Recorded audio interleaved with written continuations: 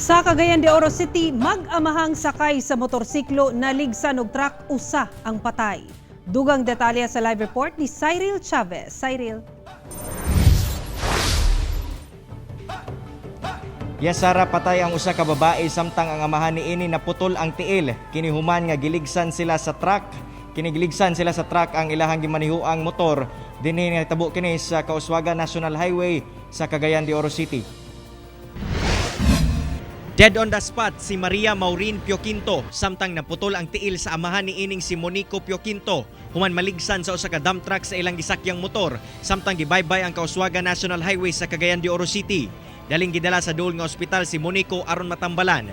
Sigon sa driver sa truck nga si Marcelino Girongco nga wala kuno niya mabantayi nga adunay motor nga mitapad sa iyang truck. Gibarugan sab niya nga hinay ra ang iyang dagan apan wala na niya mapugni nga maparuhan ang mga biktima. Wagi na gituyo gyud. Pasensya gyud kayo, pasayloagi ko sa akong nasala.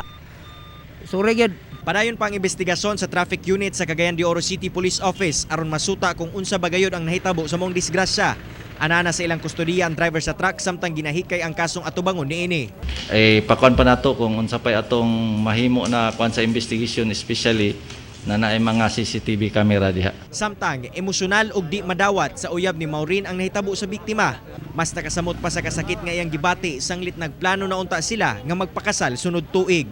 Wala man sir, normal naman sir kag normal yang pag kuan kagabi nya pag kaganabuntag wala man sa ingon nga unsa dinha nga murag timailhan nga murag lain o mo to nga wala mo magdawom sir nga mo ning nahitabo karon.